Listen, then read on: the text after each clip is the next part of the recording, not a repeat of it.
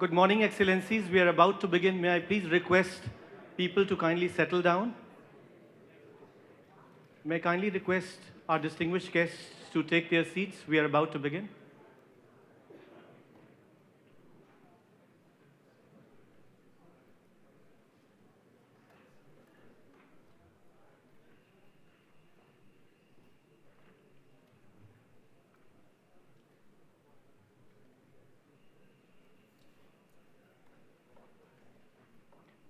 We have overflow spaces up in the balcony, so you can please feel free to move there. Thank you.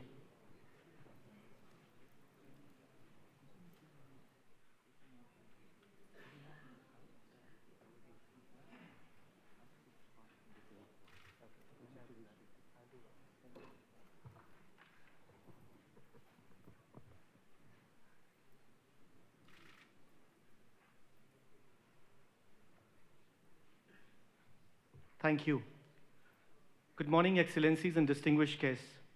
On behalf of the Permanent Mission of India to the United Nations, I cordially welcome all of you for joining us today at this annual event to commemorate the International Day of Nonviolence here at the United Nations. We would like to begin today's special event with a short audio-visual chronicling the important timelines from Mahatma Gandhi's life. Can we have the AV, please? Thank you.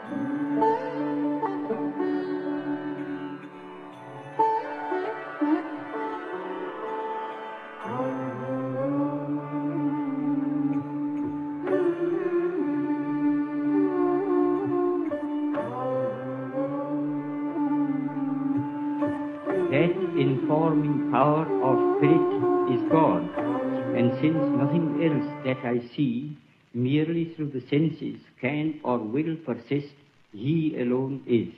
And is this power benevolent or malevolent? I see it as purely benevolent, for I can see that in the midst of death, life persists. In the midst of untruth, truth persists. In the midst of darkness, light persists. Hence I gather that God is life, truth, light. He is love, He is the supreme good. But he is no God who merely satisfies the intellect, if he ever does. God, to be God, must rule the heart and transform it. He must express himself in every smallest act of his votary. This can only be done through a definite realization, more real than the five senses can ever produce. Sense perceptions can be, and often are, false and deceptive, however real they may appear to us. Where there is realization outside the senses, it is infallible. It is proved not by extraneous evidence, but in the transformed conduct and character of those who have felt the real presence of God within. Such testimony is to be found in the experiences of an unbroken line of prophets and sages in all countries and climes. To reject this evidence is to deny oneself. This realization is preceded by an immovable faith. He who would, in his own person, test the fact of God's presence can do so by a living faith. And since faith itself cannot be proved by extraneous evidence, the safest course is to believe in the moral government of the world, and therefore in the supremacy of the moral law, the law of truth and love.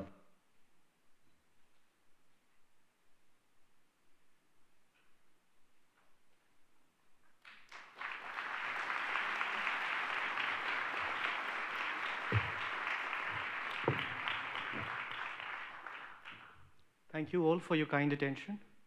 We are privileged to have amidst us today President of the 69th UN General Assembly, His Excellency Sam Kutesa,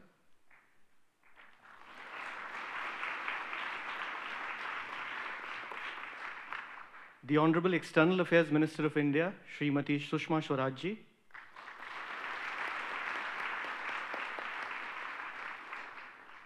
Honorable Finance Minister of Bangladesh, His Excellency Mr. Abdul Mohit,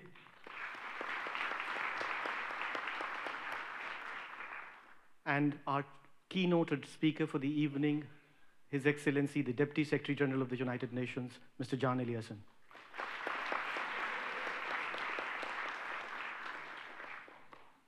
Can I kindly invite dignitaries to kindly take their seats on the dais, please?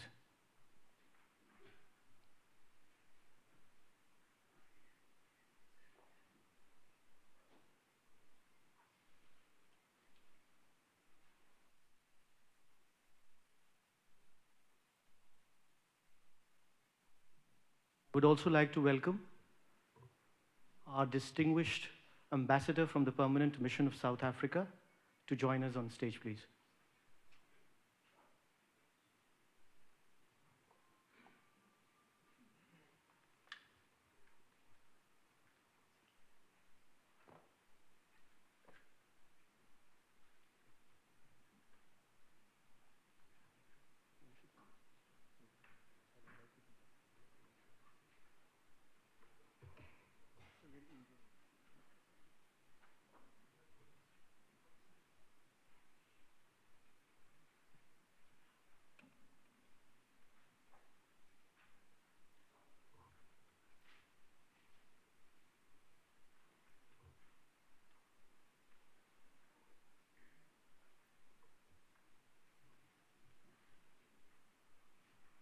May I now invite the Permanent Representative of India, Ambassador Ashok Mukherjee, to kindly deliver the welcome remarks.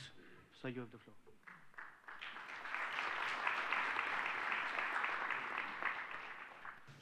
His Excellency President of the General Assembly, Honorable External Affairs Minister of India, His Excellency the Finance Minister of Bangladesh, Your Excellency the Deputy Secretary General of the United Nations, Excellencies, colleagues, friends, and dear children. I am proud that we are able to organize this function on behalf of the International Day of Nonviolence ever since the General Assembly Resolution 61/271 was passed in the 61st session of the United Nations General Assembly. We are, all of us, looking forward to the speeches which will be made this morning by practitioners, people who bring the ideas that we speak of to life in the constituencies and nations from where they have come. We thank our colleagues for making this event possible, and today I would like to specially acknowledge the role of students who have collaborated with the Permanent Mission of India in putting together this program, starting from the audio-visual that you saw, which was made by a student from Harvard who has worked with us as an intern, down to later in the program, songs that will be sung by students from different backgrounds, different nationalities, different countries. We believe that today's function will be an important event in bringing to the fore the values of India's ancient civilization and tradition, especially the values of ahimsa or non-violence. And I am personally very glad that as a member of the Board of Trustees of the United Nations International School, I have been able, with the collaboration of the director of the school, to provide an opportunity for children of the school, many of whom are here with us today, to inculcate and imbibe values such as this, which are essential if the world which we are seeking to create and mold in the United Nations is to be sustainable. Once again, I thank you very much for joining us at this function.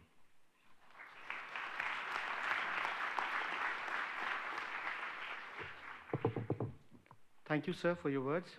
I would now like to invite the Honorable External Affairs Minister of India to kindly deliver the presidential address from the dais. Ma'am, you have the floor, please.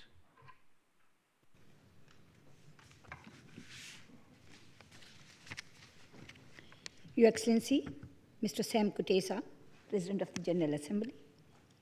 Your Excellency, Mr. Jan Eliasson, Deputy Secretary General.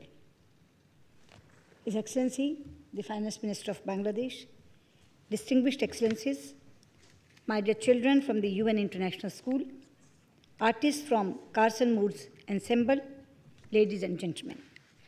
I feel privileged to preside over the celebration of the International Day of Nonviolence at the United Nations today. It is no honor, and it is an honor to be here at this temple of multilateralism to celebrate the ideals of someone who was perhaps the best possible proponent of Vasudhaiva Kutumbakam. The world is one family. A thought that breathes life into international solidarity and gives meaning to the idea of multilateralism as contributing meaningfully to the lives of ordinary people.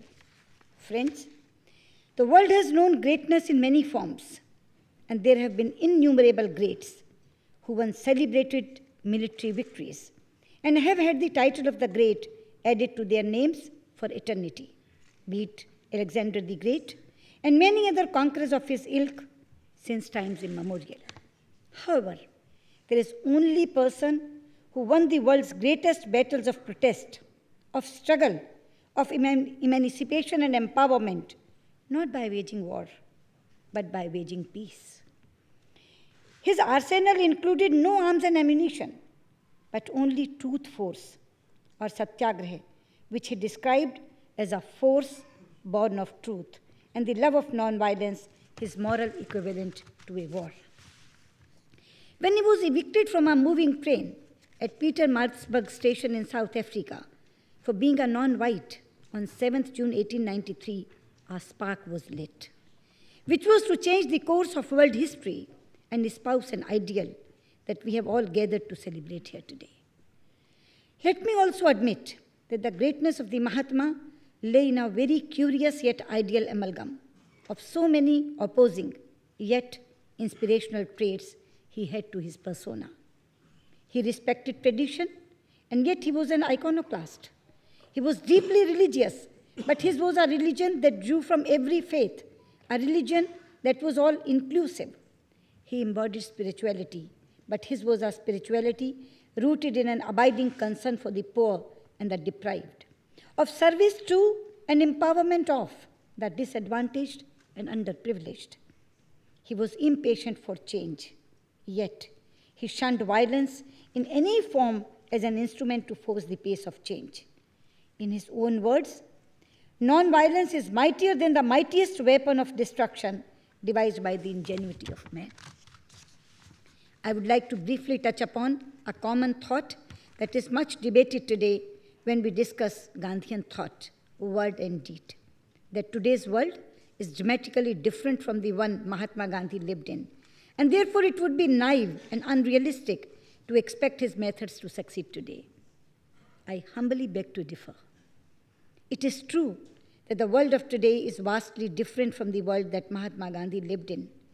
The fundamental issues he was confronted with, namely colonial subjugation, has disappeared from our world. Racial discrimination, too, has been blurred significantly. At the same time, new threats to peace, harmony, and stability have emerged. And it is one of the paradoxes of this century that while the establishment of peace has become the world's single greatest imperative, the traditional instruments of preserving peace are being found to be increasingly ineffective. Whether it is ethnic nationalism or religious chauvinism, economic inequality or military might, or the increasing tide of fanaticism that you see today, all of them are powerful drivers of conflict in today's world. There is no doubt that we are in great need of a new paradigm for solving conflicts. Today, we face the challenge posed by continuing confrontation in the name of religious fanaticism and ethnicity. At its worst, there is terrorism, which inflicts untold sufferings on innocent women, men, and children. We confront also the challenge of growing inequality, both within and amongst nations. Economic disparities are accentuated by lack of access to education, health, and food security. To these are now added the new threats of environmental degradation and climate change, as well as new diseases that are caused by the Ebola virus. The question is not whether Mahatma Gandhi is relevant or not. The real issue is whether we have the courage and strength of mind to follow his footsteps, whether we are prepared to live our lives by what he preached and, most importantly, practiced. The simple truth is that instead of diminishing in relevance, Mahatma Gandhi has actually become all the more pertinent in the 21st century. Whichever the challenge we confront, you can be sure that the Gandhian way is a real live option, an option that informs and illuminates. But we would be doing him great injustice if we did not interpret in contemporary terms what he spelled out in the context of his times. He would have wanted us to experiment and find our own way without compromising our fundamental beliefs. Mahatma Gandhi bequeathed to us 3 guiding principles. 1, ahimsa, that is non-violence. 2, satyagraha, force born of truth. And 3, sarvodaya, upliftment of all. It is the value of these principles that we have to rediscover if we want to deal effectively with today's challenges. The political discourse these days is centered on a global war on terror. And indeed, terrorists who target innocent men, women, and children deserve no quarter. But countering violence with even more violence does not provide a durable solution. Whatever else Mahatma Gandhi may have done in our circumstances, surely strengthening the wellsprings of discourse and dialogue must play a central part in it. And he would have gone even further. He would have also looked within himself. For him, external engagement went hand in hand with internal interrogation. In reaching out, he would first and foremost have asked himself the question, to what extent am I responsible? If democracies are going to wage a war against terrorism, the measures that are adopted should be consistent with and not contrary to the values of democracy. This is in keeping with the Gandhian consonance of ends and means. He said, there are many causes that I'm prepared to die for, but no causes that I'm prepared to kill for. Conflict and inequality continue to be an inevitable part of the human condition. Mahatma Gandhi's greatest lesson to the world was that this need not be destructively so. Conflicts can be resolved and inequalities can be contained, but without worthy means, worthy ends can never be attained. Will this century see the fulfillment of Mahatma Gandhi's vision? Or will non-violence be viewed as outdated and utopian? All around us, we witness that violent means do not bring about lasting change, that violence cannot bring about peace. Violence only begets violence and spirals on. It is my fervent hope that the world will embrace Gandhian truth and action, and that leading global multilateral fora such as the United Nations would be among its torchbearers. It is a welcome coincidence, friends, for me that I am participating in this event today, immediately after paying my homage to the memory of valiant peacekeepers, many of whom laid down their lives in the cause of securing peace, which was an article of faith for Mahatma Gandhi. Today, what gives me hope is to see an increasing number of young people in India and globally are turning to Gandhiji and his life to seek solutions to contemporary concerns through individual and collective action, and that is where I think our future lies. And when I look up in this hall today and see the yearning for love and peace in the eyes of the young children from the UN International School who have joined us here, I'm imbued with optimism and hope that the message of the Mahatma would never ever cease to be relevant, and that is where I rest my case. I thank you all for joining us at this annual commemoration of International Day of Nonviolence, and look forward to hearing our distinguished chief guest, the President of the 69th UN General Assembly, and the Deputy Secretary General's ideas on Mahatma. Thank you.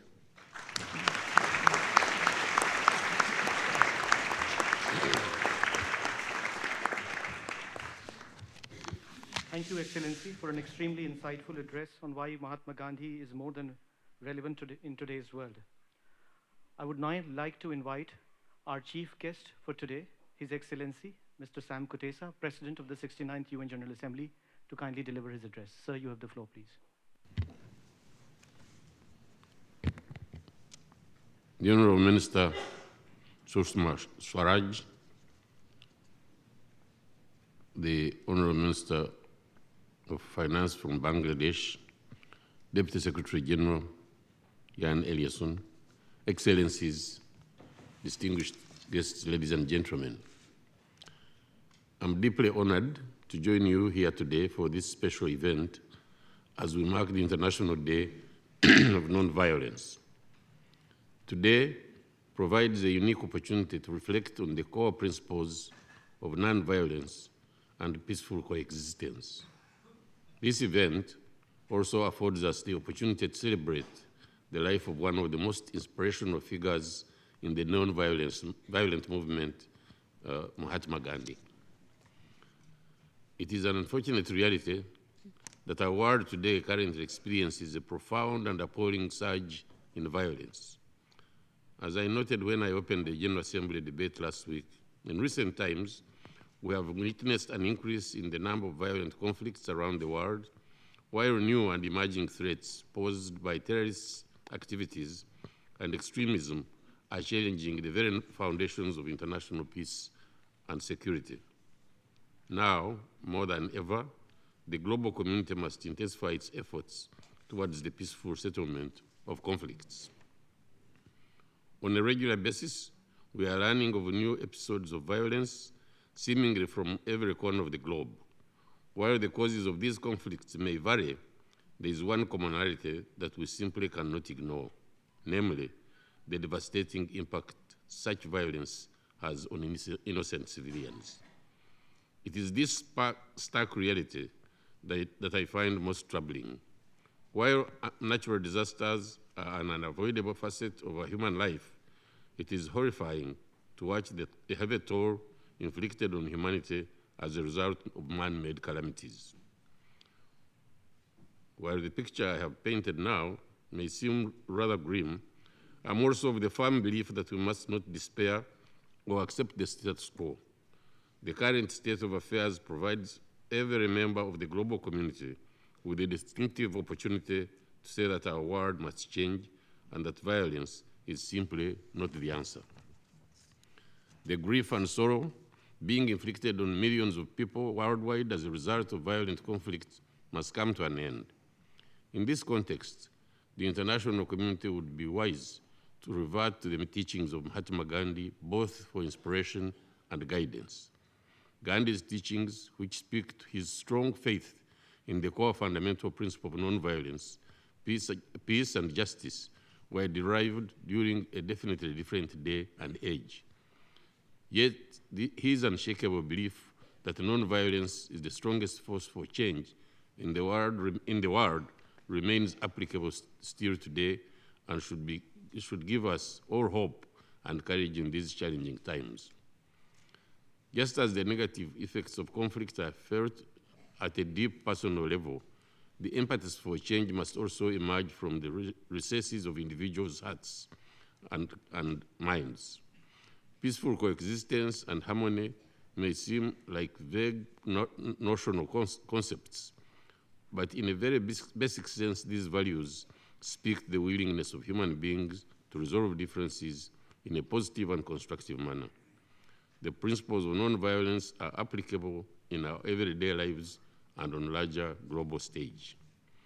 As Mahatma Gandhi wrote in 1939, and I quote, "Nonviolence is a power which can be wielded equally by all, children, young men and women, or grown-up people, provided they have a living faith in the God of love and have therefore equal love for all mankind," end quote. Surely, this is a ringing endorsement of the belief that each and every one of us on planet Earth is empowered to help bring about a world free of violence and conflict. Every human being has an obligation to treat others with respect, compassion, and love. By upholding the core values of tolerance and understanding in our everyday lives, we are undoubtedly emulating the teachings of Gandhi. In closing, I recall another saying by Mahatma Gandhi in his writings, this one from 1931, and I quote, "Non-violence is the greatest force at the disposal of mankind," end quote. This may seem like a simple sentence, but in those 10 words comes a very strong call to action. Let us all leaders heed that important message and continue to find ways to use the force of nonviolence in our everyday lives and in our collective work for the betterment of the world and its peoples. I thank you for your kind attention.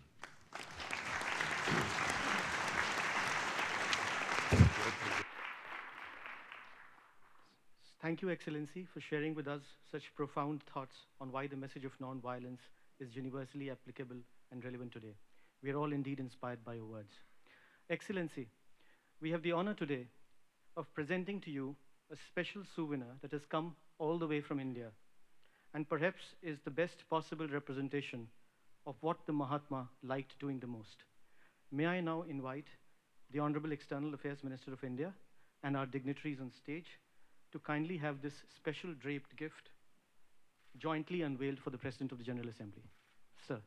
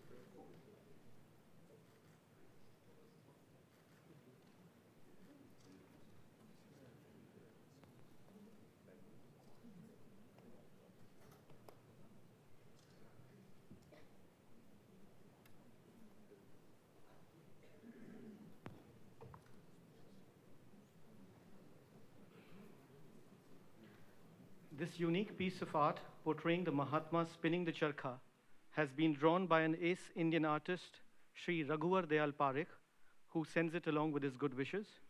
We do hope that it would occupy a pride of place in Honorable President of General Assembly's office. Thank you, Excellencies, for doing the honors. Allow me now to invite our keynote speaker for today, His Excellency, the Deputy Secretary General, Jan Eliasson. Sir, you have the floor, please.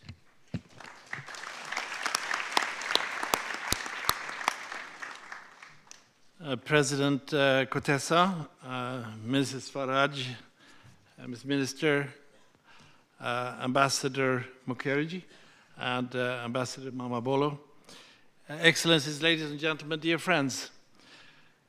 Today's date, October 2, is an important one in the United Nations calendar, marking the birthday of the national and international icon, Mahatma Gandhi. And we have a wonderful painting of him here. There will be a competition of where to place it here in the building. Since 2007, this date has been celebrated across the world as the International Day of Nonviolence, rightly so. And I thank the Indian Mission, particularly Ambassador Mukherjee, for organizing today's event to mark both of these important anniversaries. I don't know whether you had the same sense as I when we saw this film sequence, that there was an atmosphere of soothing serenity entering the room, particularly after last week's very hectic activities. And I thank you for bringing that atmosphere into this trusteeship council chamber, rather symbolically also. I don't need to say to this distinguished audience that we live in dramatic and perilous times. There is a resurgence of exceptionalism and sectarianism in many parts of the world. Many minorities find themselves under attack. Millions of civilians are being displaced while we talk, as conflict forces them to flee for their lives. We see the images every day. The response to violence is all too often more violence, when in fact, as we all know, reconciliation and dialogue is what is needed. So it's very timely and very appropriate to recall Mahatma Gandhi's call for peace and nonviolence. His famous warning echoes down the years. An eye for an eye ends up making the whole world blind. An eye for an eye ends up making the whole world blind. Something to take to our hearts. We must heed this warning today. We must reject violence as the default means to bring about change. And we must embrace the path of nonviolence and peaceful settlements of disputes as the road to sustainable and equitable transformations of our societies. Despite the threats and dangers faced by people protesting for their rights, nonviolent resistance has played a vital role in many campaigns for justice and in transitions from authoritarianism around the world. It comes in many forms, including marches, vigils, boycotts, civil disobedience. Mahatma Gandhi used the power of nonviolence to lead, as we recall, the historic Salt March against unfair colonial taxation. The power he found in nonviolent resistance has later brought about transformational change in countries as diverse as South Africa, United States, Georgia, and Northern Ireland.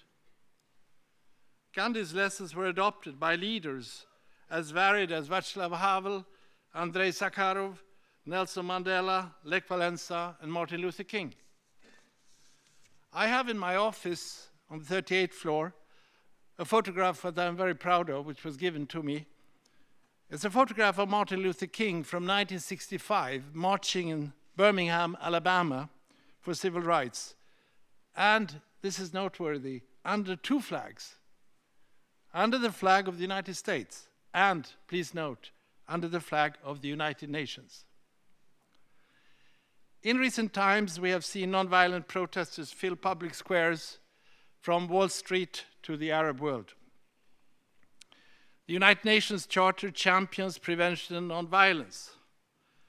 Chapter 1, about purposes and principles, states that we are to take effective collective measures for the prevention and removal of threats to the peace.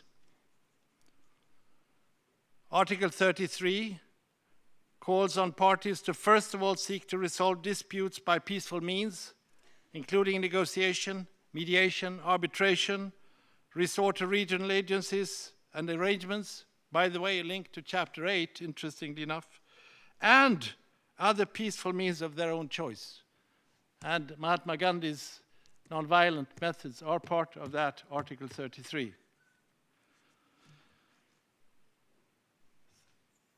Through preventive diplomacy and the recent initiative by the Secretary General to place human rights up front, we try to bring nonviolence, we must try to bring nonviolence to concrete action.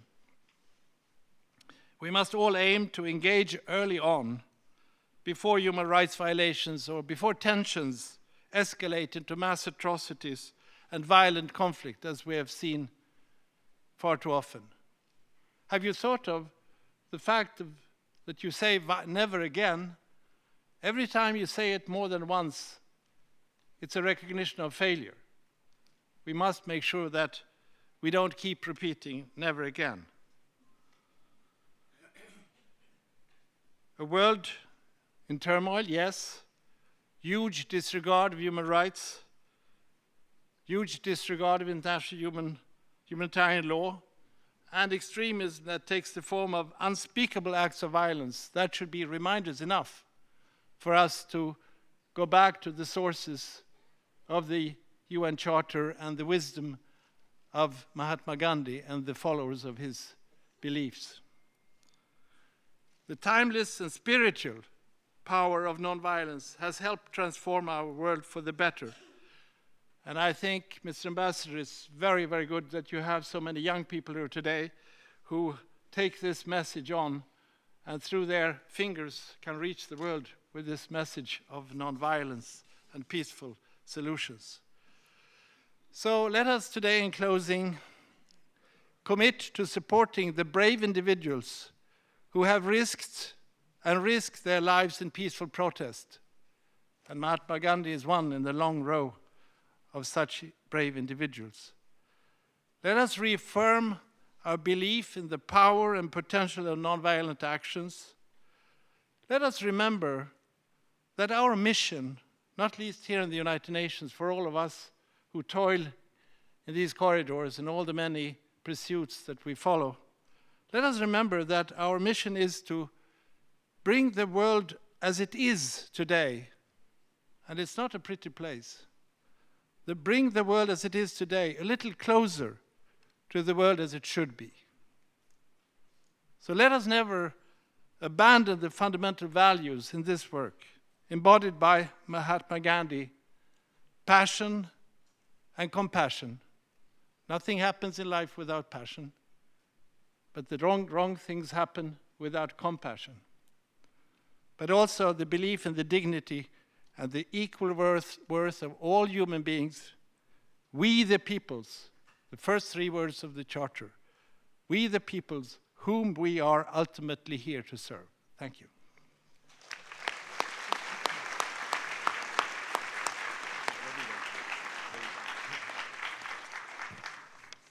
Thank you, Excellency, for this fascinating keynote address.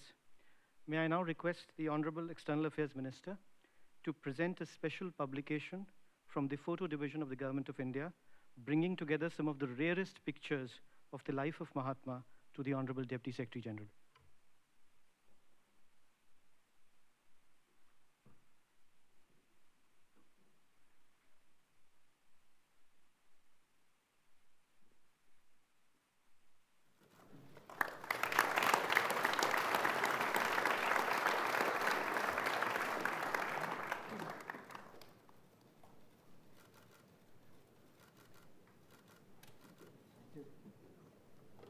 Thank you, Excellencies.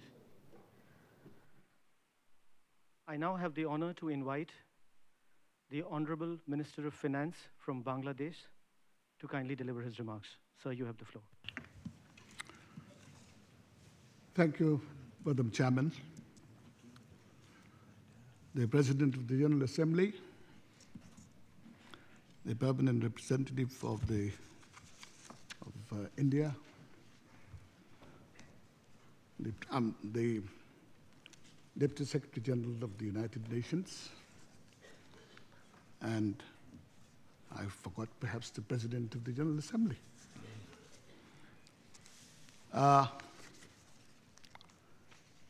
It's a very happy occasion for me to begin by recollecting the day Mahatma Gandhi was assassinated. I was a 16-year-old young man. I, along with my late elder brother, was in a picture house seeing a movie. The movie stopped, and an announcement was made that Mahatma Gandhi has been assassinated. One Nathuram Binayak Godse shot him as he was proceeding to his prayer hall in Sabarmati in Gujarat. We all came out of the movie hall. It was stopped. And it fell on my shoulders to announce the death of Mahatma Gandhi sitting on a rickshaw in a Mufassil town of Bangladesh, Sylhet, to announce it to everybody so that the next day we celebrate a condolence meeting. We have a condolence meeting for him. As I said, I was a 16-year-old young man, very active. So I was asked to undertake that responsibility. So I sat on a rickshaw with a microphone and went round the city announcing Mahaprayan of Mahatma Gandhi. It means the great end to the life of Mahatma Gandhi. Mind that it was 1948. The partition of India had just taken place, only less than 6 months. On the 14th and 15th of August, the partition took place in 1947, and this happened on 30th of January, 1948. Well,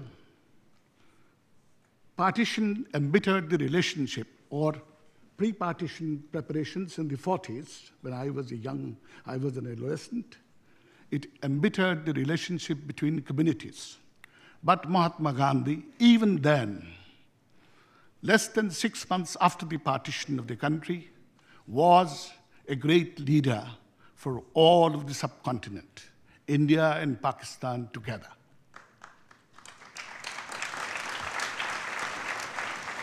I would also like to recall that as a young man, before I was 11, I used to think that Mahatma Gandhi had some hypocritical elements in him.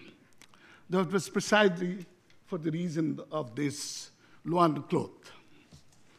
He was a barrister, a very stylish man in South Africa. He was a man of the law, and he learned never to accept violence in his life as a young man.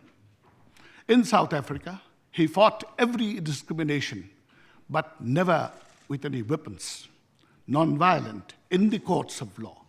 He spent many years in South Africa, from 1903 to 1915, long time for a young barrister, and all these years he fought discrimination in the courts of law and in his personal behavior, not agreeing to do what the South African government wanted him to do. He moved to India in 1915, and look at that man again. He did not immediately become a leader in India. He went out on a visit of India to know the country. For 2 years, he visited the whole of India from one part to the other. And only after that, he returned to the political table in 1918, not before that. And what did he do then? He protested against the Rowlatt Act, protested against Jallianwala Bagh massacre, I'm being too long, I'm sorry. And what he began again was a movement, non-violent movement with all the communities of India. In 1920, on the one hand, he was moving the Khilafat, he was in the Khilafat movement. At the same time, he was in the non-cooperation movement with the government of India because of the Act of 1919, which denied self-government to the country. His principle was that it should be non-violent, peaceful movement. This was for the first time that in India, a non-violent movement took place for a long period of 2 years. And it came to an abrupt end in 1922. And that's also an incident one should remember. There was a small violence, well, not very small, in Chori Chora, a police station where a demonstration went and the police objected to it. There was perhaps some firing. But then the demonstrators burned the police station, burning almost 9 or 10 constables. At that moment, without consulting any other leader, there were many other leaders with whom in the movement and Khilafat and non-cooperation. Without consulting anyone, that very moment, Gandhi declared the end of the movement. Because violence has taken place, he ended the non-cooperation, non-violent Khilafat movement in 1922, perhaps in the month of January, if I'm not too wrong. Now that was the man, Mahatma Gandhi, whom we are celebrating today. It's so good that the United Nations has declared a day in honor of this principle for which he lived all his life, a principle he upheld with his own life. Let's pay tribute to this great man and remember him for the spirit that he has enshrined and developed in all the young people. Nonviolence is a creed now. Even when we become violent, we are very apologetic. We have to make an excuse for it.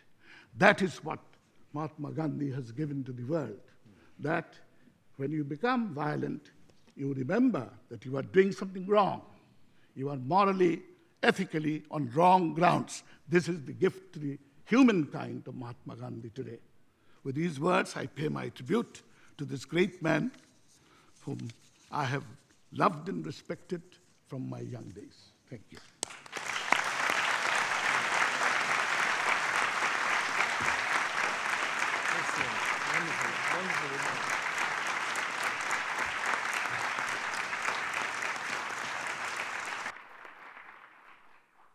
Thank you, Excellency, for that most profound and moving address. Friends, while India was Gandhiji's country of birth, South Africa was his country of adoption. We therefore look forward to hearing from the permanent representative of South Africa, His Excellency Ambassador Kingsley Mamabolo. Sir, you have the floor, please.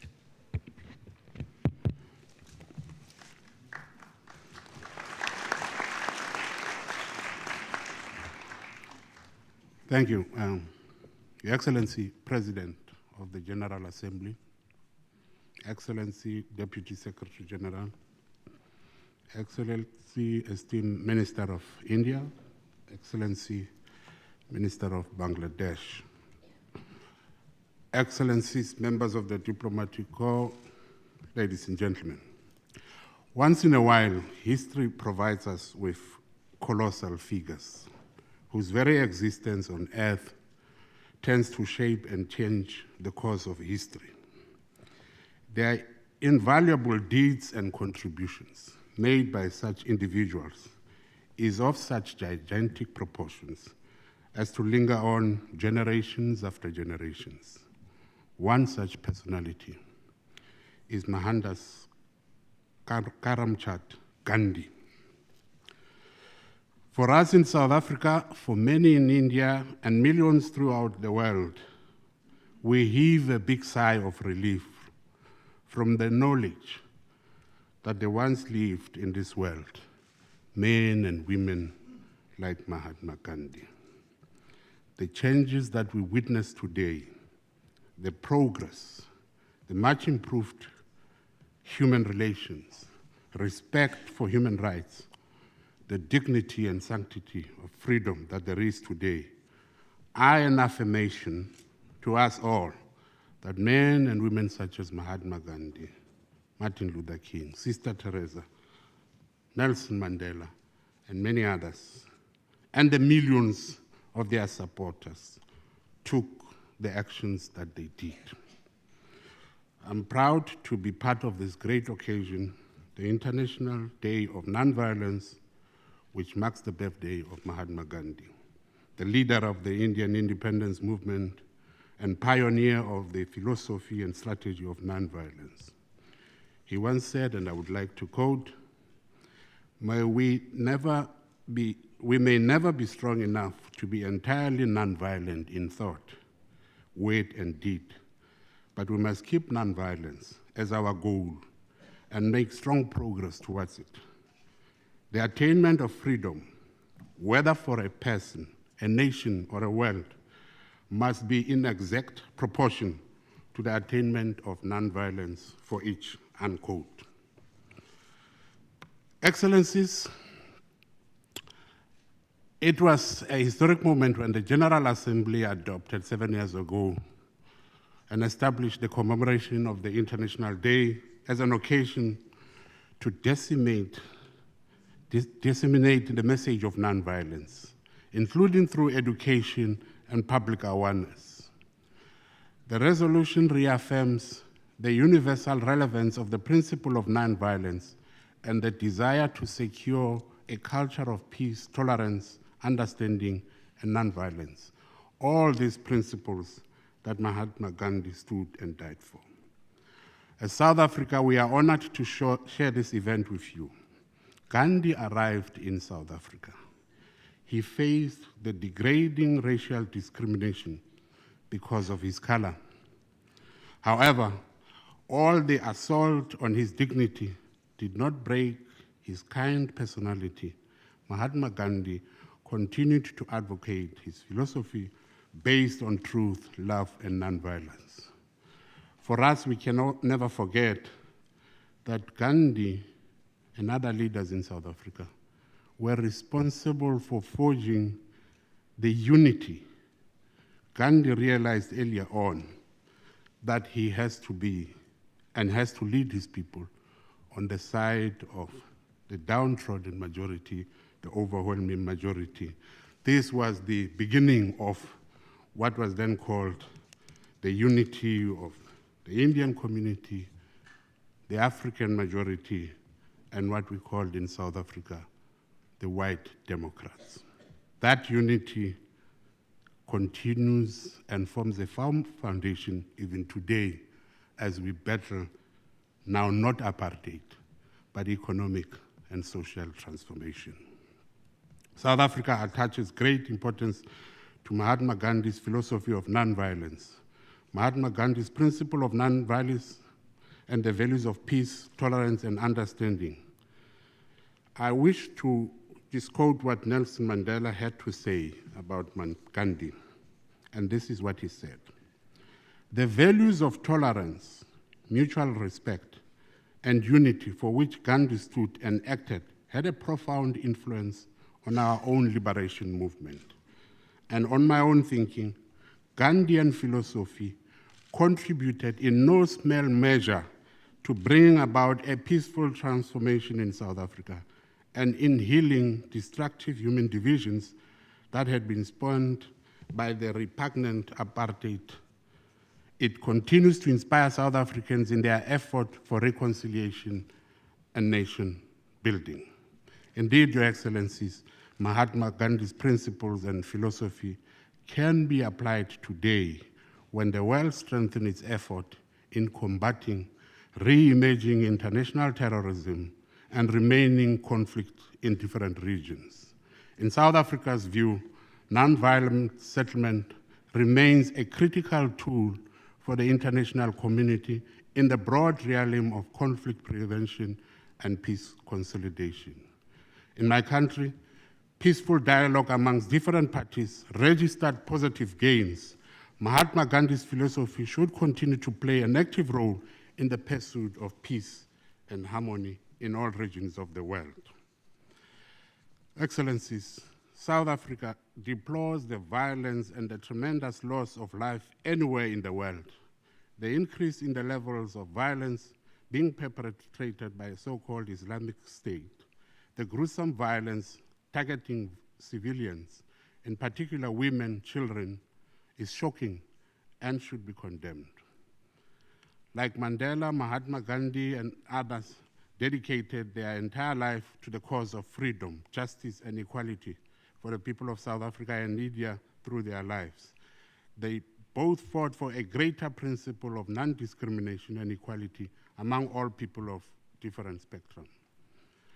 In his message to the International Conference on the Centenary of Satyagraha in New Delhi in February, Nelson Mandela stressed, in a world driven by violence and force, Gandhi's message of peace and nonviolence holds the key to human survival in the 21st century. In conclusion, I would like to point out that today, Mahatma Gandhi's birthday, the best gift we can give to the world is to renew our commitment and to resolve peaceful conflict peacefully. And we must continue to be committed to the eradication of poverty and underdevelopment, to end violence against women and children, and continue to advance gender equality all over the world. I thank you for your attention.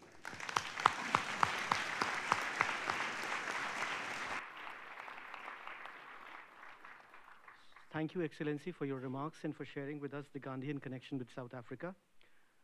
Well, distinguished guests, the floor is now open for a very brief interactive session.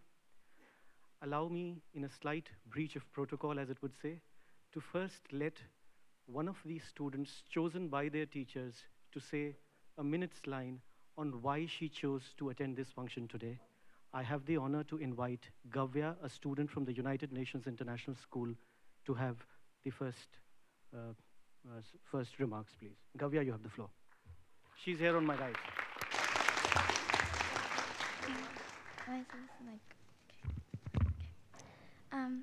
I'm honored to be here today in the UN for the commemoration of the International Day of Nonviolence because I want to learn more about Mahatma Gandhi and how he went through harsh conditions, not complaining and being concerned about others' thoughts and feelings. And in this world of turmoil and newspaper headlines screaming about the distress going on in different countries, I would love to know how we could together bring about peace.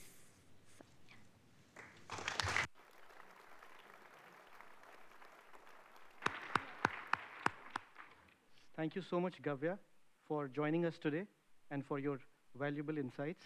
Thank you so much. We are indeed honored. Excellencies, we are now moving to a very brief interactive session. I would like to invite from the floor the distinguished permanent representative of Netherlands. Sir, you have the floor, please.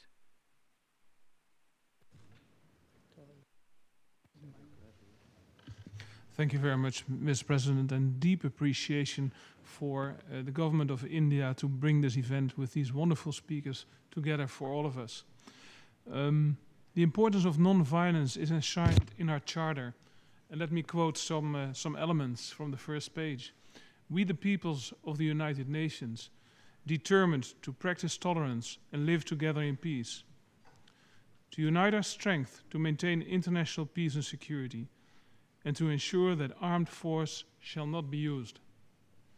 These are important words. These are common ambitions, and unfortunately, I think all of us, we see that there's an enormous shortfall between our common ambitions and the world we live in.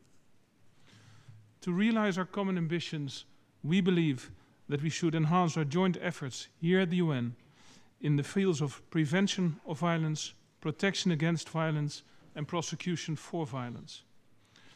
As to prevention of violence, may I highlight the use of the procedures of peaceful settlement of conflict as foreseen in our charter, especially the possibilities of the International Court of Justice in The Hague. and also the fact that we have included in the version of the SDGs the importance of peaceful societies in the post-2015 agenda. Let's keep that in the next year during the next summit.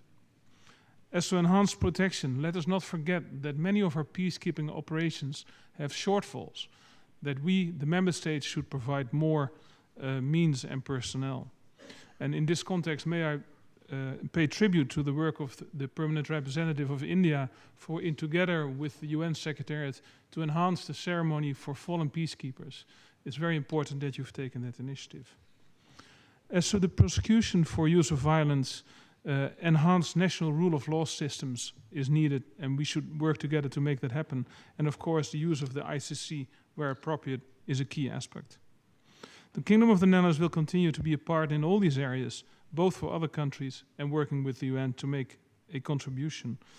And if we all look at the beautiful scarf we have received with a beautiful orange lining, let me finish with quoting, where is it? This important quote of Mahatma Gandhi. "Non-violence is the greatest force at the disposal of mankind. It is mightier than the mightiest weapon of destruction devised by the ingenuity of man." Thank you very much for the Mission of India for organizing this.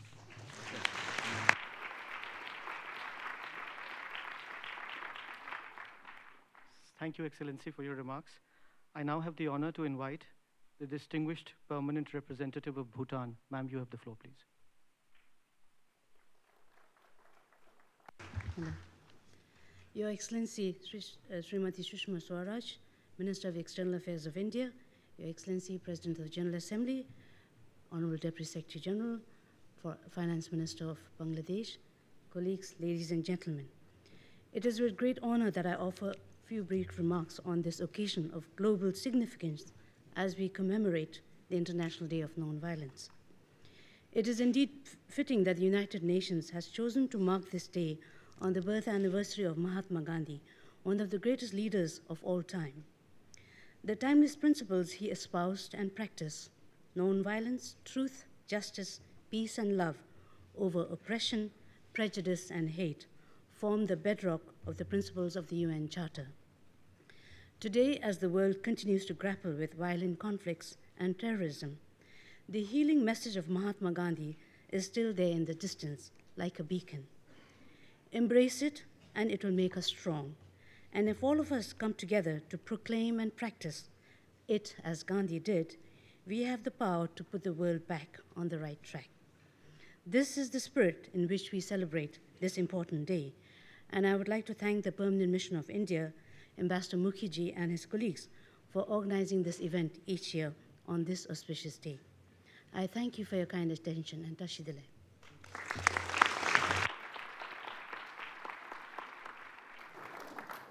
Thank you, Excellency. I now have the honor to invite the distinguished permanent representative of Kazakhstan. Sir, you have the floor, please.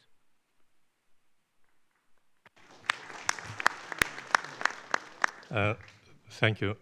Honorable ministers, honorable president, excellencies, future excellencies, students and kids, distinguished representatives of non-governmental civil society.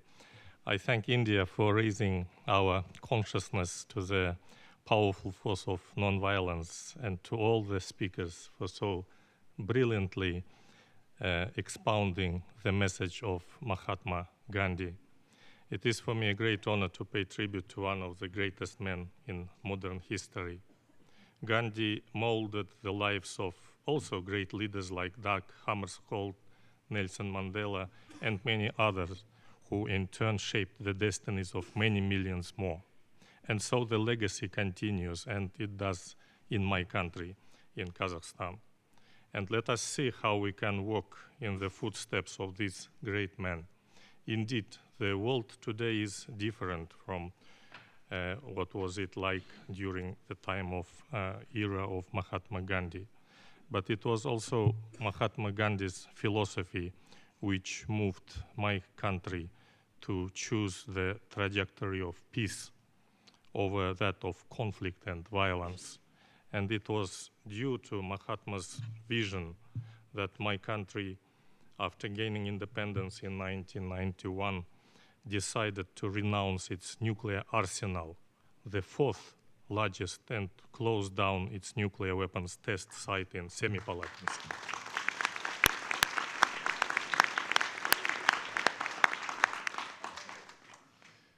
You can just only imagine how it was dangerous for the humankind that time to possess more than 140 nuclear warheads, and the choosing of the path of friendship with all was the only destiny which my country and our brotherly nations in our part of the world had chosen that time. We can resolve the greatest of our differences only if we dare to have a constructive conversation with those holding different views and ideologies and from us. And it was very reason that Kazakhstan has been convening the Congress of the Leaders of World and Traditional Religions in capital of my country, in Astana, and the next will be convened next summer, and which has helped develop great understanding and respect for the others. Most of all, Mahatma Gandhi taught us that non-violence, it's not just abstaining from physical act of violence.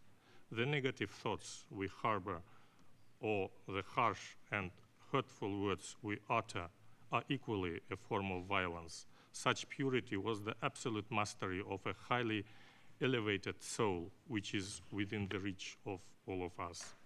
Mahatma Gandhi sacrificed his own lucrative law practice to lead a simple life and to share the pain of the powerless. He won over the hearts of millions without ever wielding power, simply with the power of altruism. We are, to a large extent, able to see this multilateral cooperation within the United Nations, where we work collectively on common issues that challenge us. In conclusion, let me to proudly say that we have a very striking statue of this beloved leader in Almaty, in the southern capital of Kazakhstan. We have a renowned school and street named after Gandhi to keep his legacy alive with future generations. The statue is a symbol of Kazakh-Indian friendship and the cultural values of inter-ethnic and inter-religious harmony, justice, and peace we share in common and together with the humankind. Thank you.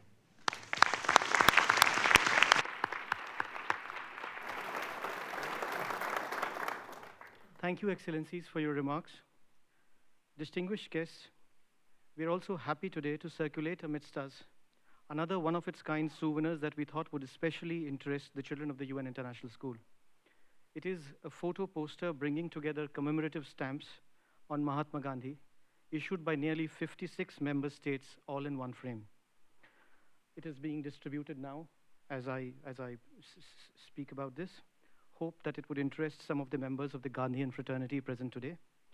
I must also say that in this process of discovery of stamps, we also discovered that was a very nice photo stamp issued by the government of Uganda, which we have enlarged, and we would like it to be presented to the President of the General Assembly.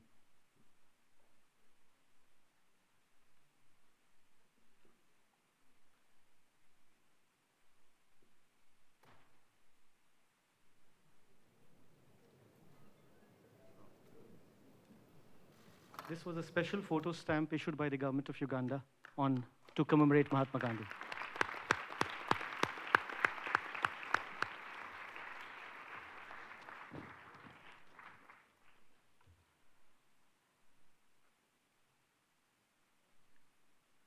We now turn ourselves to perhaps what I would call the non-speechy and perhaps the most awaited portion of today's function. What we have arranged is a unique performance of its kind. A truly outstanding group of international musicians, led by Mr. Carmen Moore and his ensemble, will now perform a few of the most favorite hymns of Mahatma Gandhi, along with one of their own very special numbers. Before we set up the equipments, may I request our Excellencies on the stage to kindly take their seats in the first row so that they can view the performance, which is a special one for this function.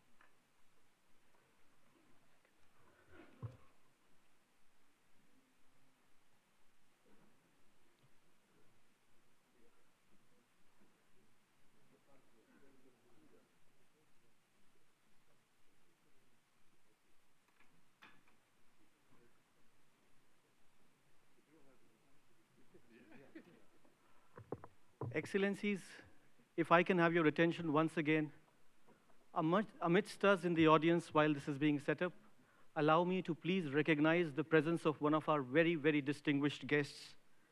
Here, just in front of me, the 1996 Nobel Peace Laureate and the former President of East Timor, His Excellency Jose Horta. Sir.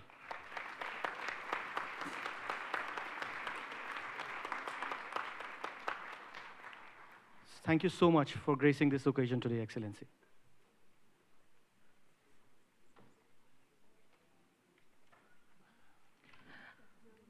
To briefly introduce the Carmen Moore Group and Mr. Carmen Moore, let me quote the New York Times when it called him a composer who not only defies categories but treats them with disdain.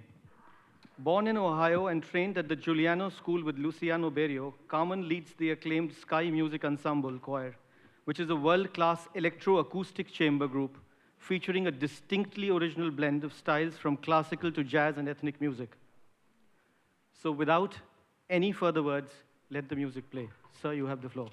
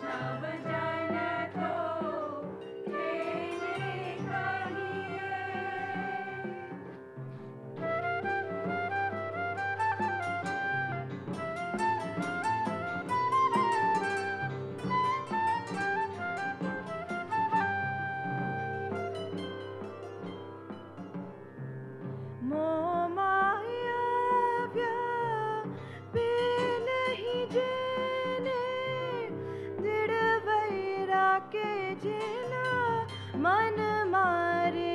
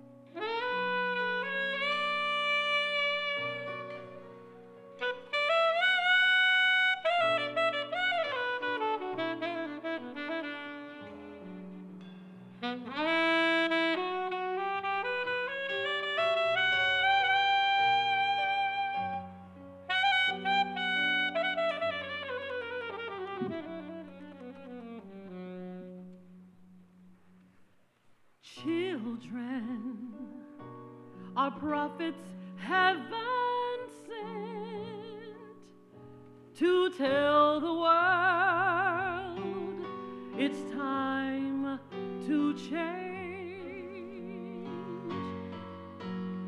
Children must have the chance to be the butterfly that opens in the sun, one day to fly.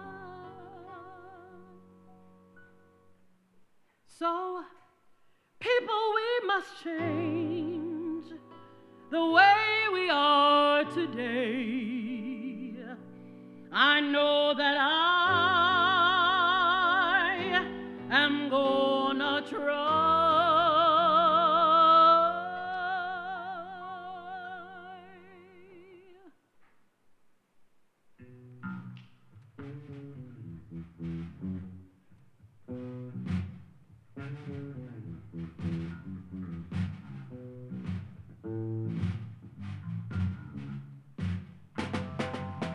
I wanna think in a new way. I wanna feel in a new way. I wanna think, feel, let the Spirit heal.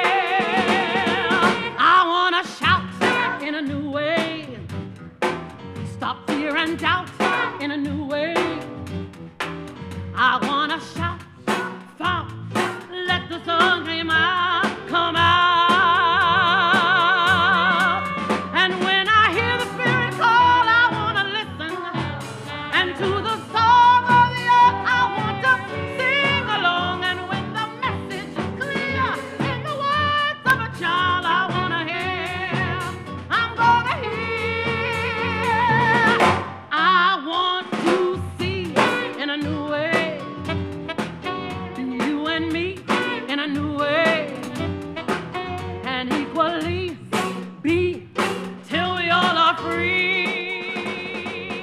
I wanna hear in a new way and conquer fear in a new way. We got to stop fear till we all are clear.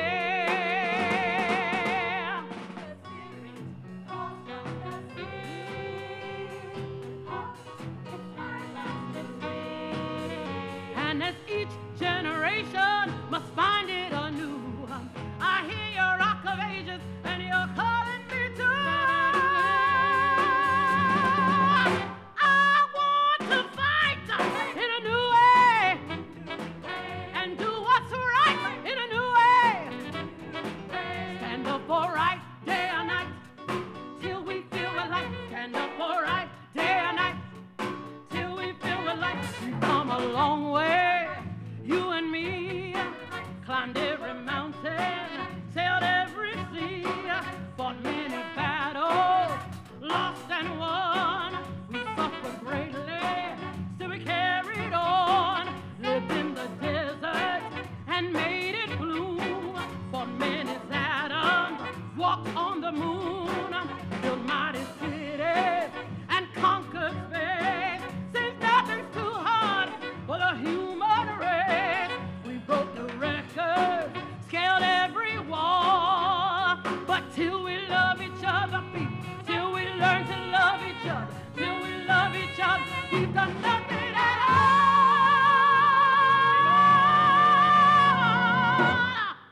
I want to think in a new way.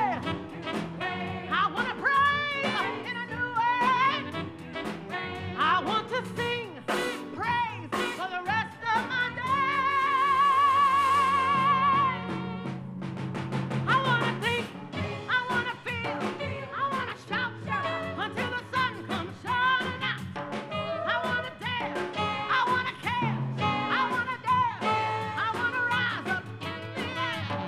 I want to believe, and equally, till we can all have liberty. I'm looking up and all around. I have a dream. We're gonna walk on higher ground. I wanna think, I wanna feel, I wanna shout until the sun comes shining out. I wanna care, I wanna share, I wanna dance, I wanna rise up in the air.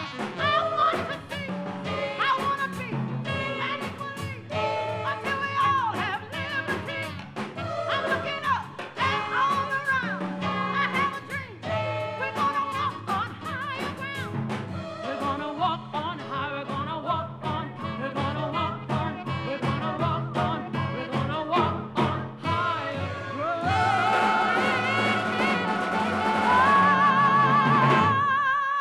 People, don't you wanna go with me to a new place, a new time? Wanna thank Gandhi for his life. He taught us nonviolence, truth, love.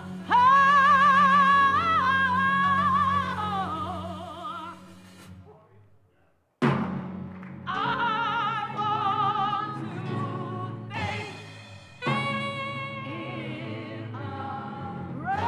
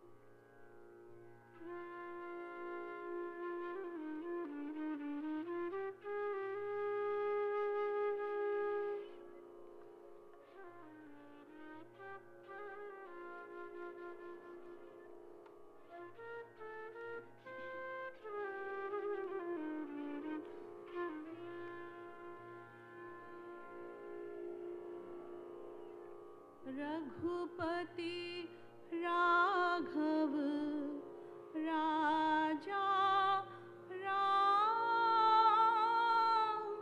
पतित पावन सीताराम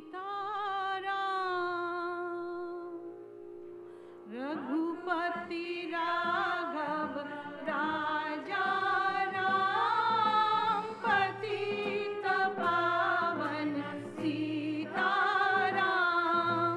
रघुपति राघव राजा राम पतित पावन सीताराम सीताराम सीताराम भज प्यारे मन सीताराम सीताराम सीताराम भज प्यारे मन सीताराम रघुपति राघव राजा राम पतित पावन सीताराम रघुपति राघव राजा राम पतित पावन सीताराम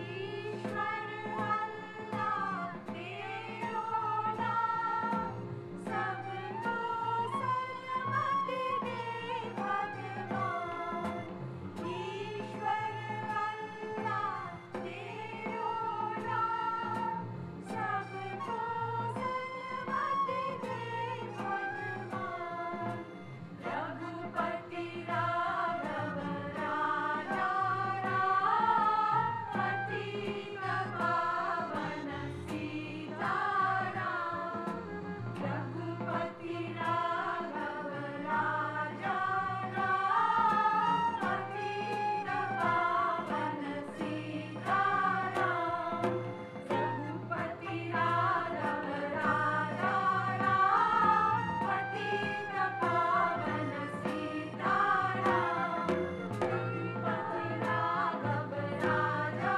राम पतित पावन सीताराम सीताराम सीताराम भज प्यारे मन सीताराम सीताराम सीताराम भज प्यारे मन सीताराम रघुपति राघव राजा राम पतित पावन सीताराम रघुपति राघव राजा राम पतित पावन सीताराम पतित पावन सीताराम पतित पावन सीताराम पतित पावन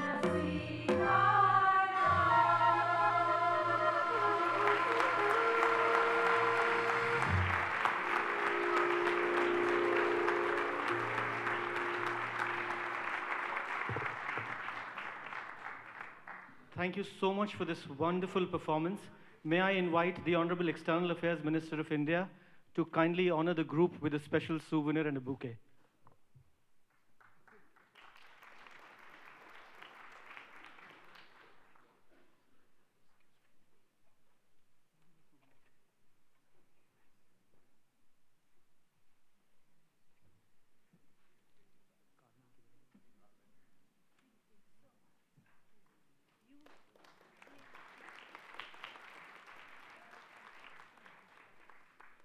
bouquets for the artists.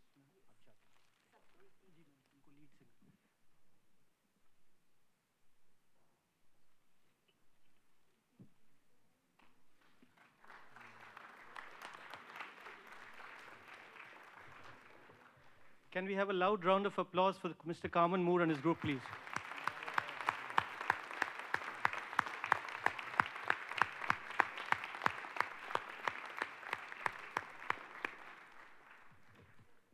Thank you so much for your attention. One final request. This is from the floor. We have amidst us today the President of the Global Peace Institute, and the Nobel Prize nominee for this year, Mr. Jonathan Granoff, who wants to give a special picture of the Mahatma to the External Affairs Minister. Ma'am, could you kindly receive this from Mr. Jonathan Granoff?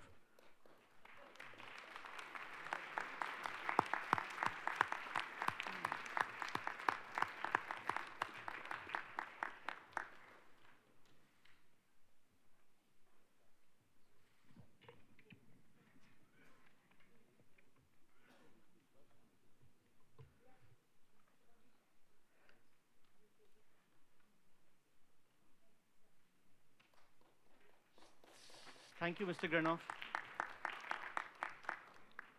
Having heard such a wonderful and fascinating rendition of Gandhiji's hymns from this fabulous group, allow me on behalf of the Government of India and on the entire fraternity of Gandhian followers present here, express my sincerest thanks to His Excellency, the President of the General Assembly, the Deputy Secretary General, our distinguished Finance Minister from Bangladesh, the External Affairs Minister from India, for gracing this occasion. We cannot but also convey our sincerest thanks to all of you, distinguished representatives of permanent missions and permanent observer missions, members of the Indian community, colleagues at the UN, for being with us in such impressive numbers to celebrate this International Day of Nonviolence. We had begun this journey nearly 7 years ago. We look forward to now carrying it on to the 8th year of this commemoration. Today, when we began the function, you heard the voice of Mahatma Gandhi himself in that presentation. We hope that in these khadi stoles that you are carrying around your shoulders today, you would carry this message that the Ambassador of Netherlands just read out, which is on this stole.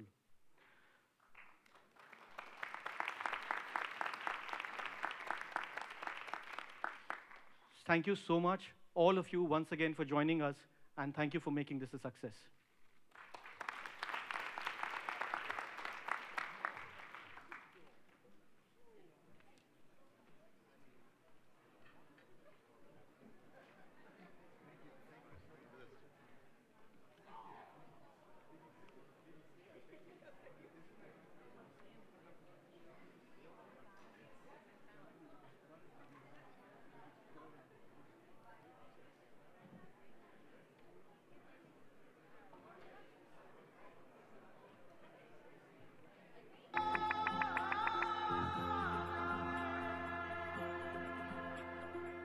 माटी पुकारे तुझे देश पुकारे आजा रे अब आजा रे भूले हम राह हमें राह दिखा दे आजा रे राह दिखा दे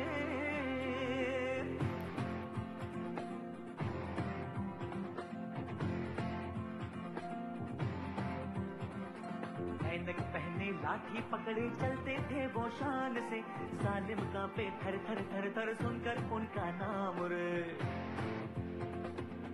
हो पद था उनका छोटा सा और सरपट उनकी चाल रे दुबले से पतले से थे वो चलते सीना तान गए वंदे मातरम वंदे मातरम वंदे मातरम वंदे मातरम वंदे मातरम वंदे मातरम वंदे मातरम वंदे मातरम वंदे मातरम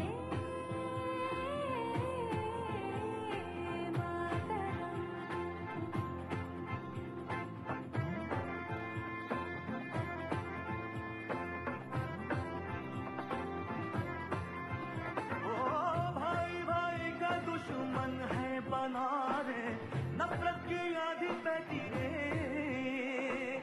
वहशी दिलों को बापू प्यार सिखा दे आजा रे बापू आजा रे वंदे मातरम वंदे मातरम वंदे मातरम वंदे मातरम ओ झूठ का बढ़ता जाए राज ओ बापू अपने ही हो गए धोखेबाज आज हमें अपनों से बचा ले आजा रे बापू मेरे वंदे मातरम वंदे मातरम वंदे मातरम वंदे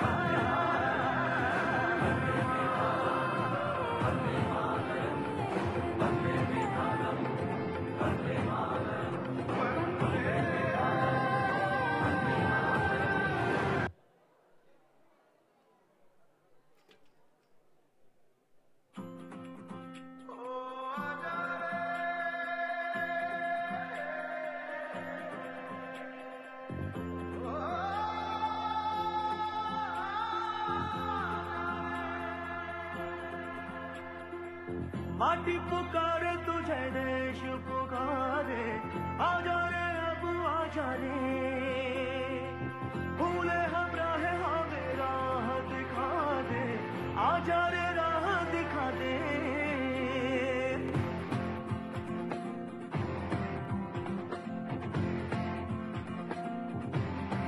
ऐनक पहने लाठी पकड़े चलते थे वो शान से सालिम कांपे थर थर थर थर सुनकर उनका नाम रे हो पद था उनका छोटा सा और सरपट उनकी चाल रे दुबले से पतले से थे वो चलते सीना तान गए वंदे मातरम वंदे मातरम वंदे मातरम वंदे मातरम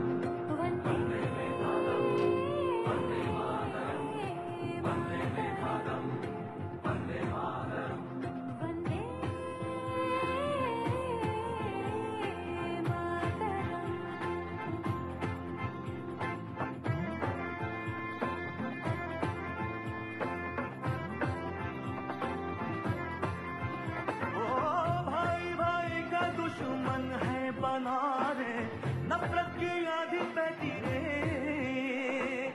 वहशी दिलों को बापू प्यार सिखा दे आजा रे बापू आजा रे वंदे मातरम वंदे मातरम वंदे मातरम वंदे मातरम ओ झूठ का बढ़ता जाए राज ओ बापू अपने ही हो गए धोखेबाज आज हमें अपनों से बचा ले आजा रे बापू मेरे वंदे मातरम वंदे मातरम वंदे मातरम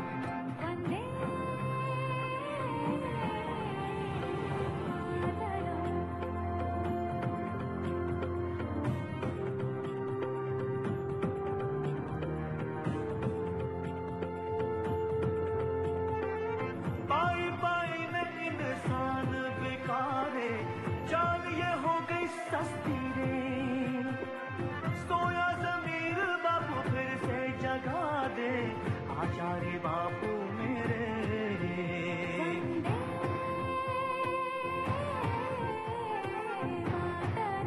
वंदे मातरम वंदे मातरम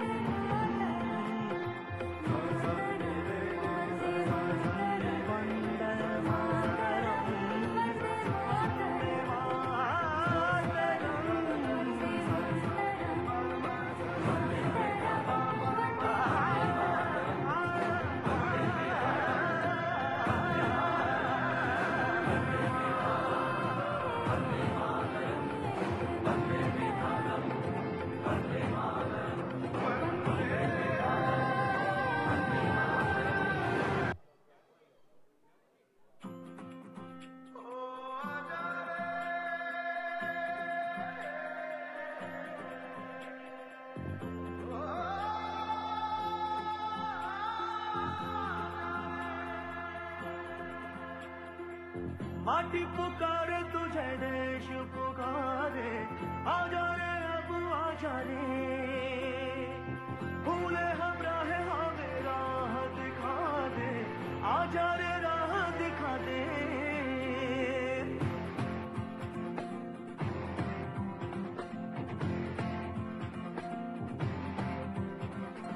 ऐनक पहने लाठी पकड़े चलते थे वो शान से सालिम कांपे थर थर थर थर सुनकर उनका नाम रे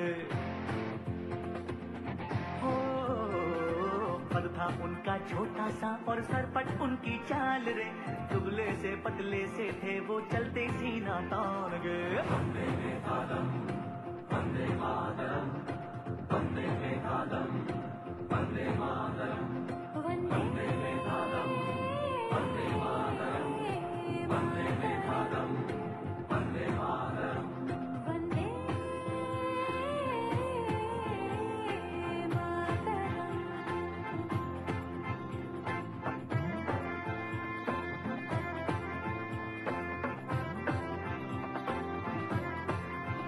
ओ भाई भाई का दुश्मन है बना रे नफरत की आंधी बहती रे वहशी दिलों को बापू प्यार सिखा दे आजा रे बापू आजा रे